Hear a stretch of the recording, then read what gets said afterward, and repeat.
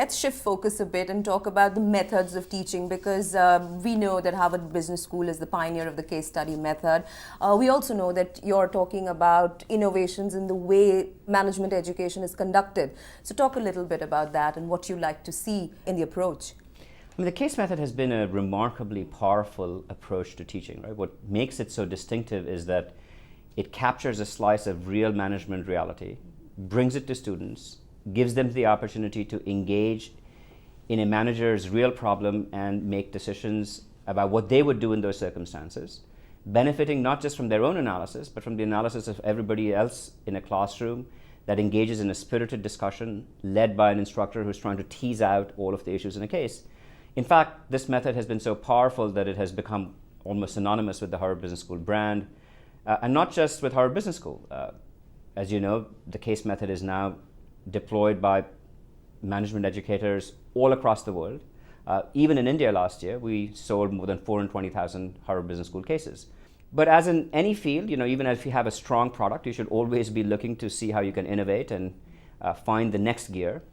And we at Harvard Business School in the last several years have been experimenting with ways in which we can bring our students even closer to the coalface of practice. So what we're trying to find ways of doing is to see if we can actually invent something that might be almost like the field method or an experiential method, in which people can go out and be given well-defined experiential problems in which they tackle that problem in teams or groups and can come up with solutions where they have to do a lot of the work that historically a case writer would have had to do.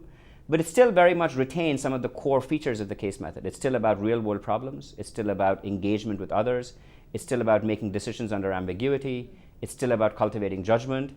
So to give you an example, one of the things that we've started doing is we've started doing these things called IXPs, which are International Immersion Experiences. Now, some people might think of these experiences as sort of tourist trips organized for MBA students.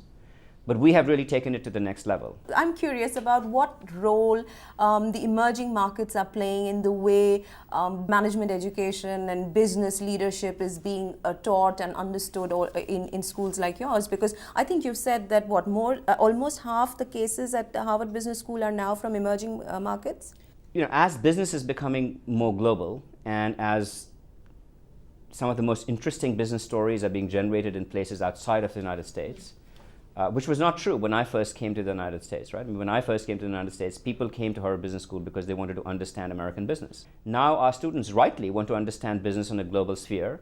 And the only way we can do that is by making sure that we are being in touch with business practices as they evolve all around the world and developing cases on interesting companies from all around the world. Which is why we have created this network of research centers across the globe. And this trip of mine, in part, is to actually go out and visit all those centers. Including the one here in Mumbai. So that we can continue to develop cases that truly capture the cutting edge of business as it's evolving throughout the world. Are emerging markets and economies compelling business practices and business education to change? The established theories and precepts, do they need to change because of these realities? When the Japanese industry, for example, came up and was able to produce cars that were of the same quality as American cars, but at much lower cost, and in fact were of superior quality, we discovered, American businesses and people around the world became interested in TQM and many of the Japanese management practices that then became a very important part of how we educated business leaders worldwide. Now we're beginning to see similar kinds of innovations occur in all parts of the world, right? So you begin to see in India, for example, a case like the Tata Nano presents a fascinating example for anybody in the world to study as to how can you re-engineer a business process to create what looks like a car that has the same functionality as anything else at a price point that most people consider unimaginable. And what you discover from that is that there's a whole business process and a whole business model that was fundamentally re-engineered by the Tata company. And that kind of radical re-engineering over time may become precisely the kind of business practice that people begin to learn and think about all over the world, just as we started to learn about total quality management. We just talked about the fact that you have a research center in Mumbai. We know that you do executive development programs here out of India. I want to know how you're reacting to the foreign educational institution bill that the the government of India has passed. So I'm very excited about this bill, and I hope it will ultimately find passage in India. I think of this bill as having the same potential to introduce into the educational sector the kinds of reforms that we saw in 1991 when we introduced broader economic reforms in the country. My hope is that if this bill goes forward, the quality of education in this country will dramatically improve, just as when we had the economic reforms occur, the quality of products and services that were available in this country dramatically improved. So the possibility of a Harvard campus in India is a real one? No. Our approach throughout has been to say that what we want to do is maximize our intellectual footprint, which is quite different from maximizing a physical footprint. I believe that even with a small physical footprint, we can have a very large intellectual footprint. Our strategy is to chase knowledge. Our strategy is not to chase demand. We believe that there are many vibrant Indian institutions, as well as others, who will be attracted to India because of the enormous demand that is presented here.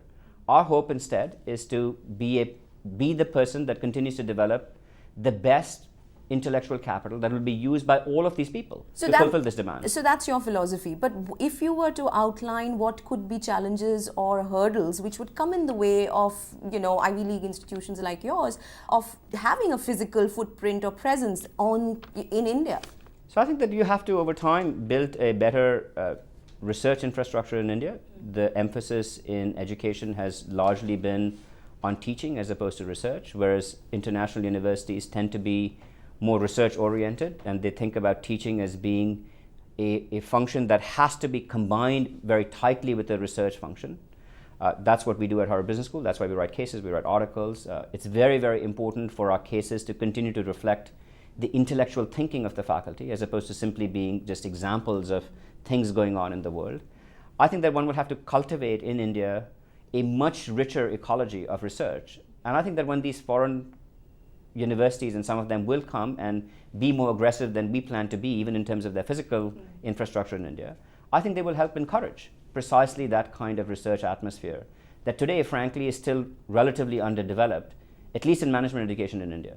I'm going to shift this conversation, make it a little more personal. In India, we tend to get very excited when people like you, Nitin Nohria, seem to break through to the top job in your profession on the global stage. Is this such a big deal in the international community and the American community more specifically? While I was wonderfully surprised to have been chosen dean and received many, many warm congratulatory messages from people from all around the world, I was overwhelmed by the amount of affection I received from India. So there was clearly something in India which this was a lot more meaningful for a lot of people in India than my appointment was to people anywhere else in the world. And it was very heartwarming at having grown up in this country to feel that enormous sense of pride in this country about my appointment. I have thought about it, and I feel that in some ways it reflects, I think, a collective hope that this country has at this moment. And I simply became a symbol of it. When you are a global citizen, metaphorically at least, where does the Indian identity tie in? What are some things that have endured about being Indian? And what are some of the things that have changed or have sort of dropped away with a passage of time? So I think there are so many things about being Indian that are still deeply a part of who I am. I love to cook, but what I love to cook is Indian food. I've been very fond of the arts, and I enjoy going to museums all over the world, and I will enjoy a museum, this is my global identity, anywhere in the world, but I personally collect Indian contemporary art. In many other ways, I wear Western clothes now, but every now and then, if I had to go to a wedding, I'd still prefer a kurta pajama or a salwar, or a sherwani. I mean, those are the things that I would still like to do. So my own sense is that being a global citizen doesn't mean that the roots of your identity have to ever be lost. And I find myself very comfortably living in a world in which I can be a global citizen and enjoy many of the things that the globe brings, and yet, in a very deep sense, remain very Indian in terms of my personal tastes. Nitin Nohria, thank you for sharing so much of your time and experience. We wish you all the best. Thank you so much.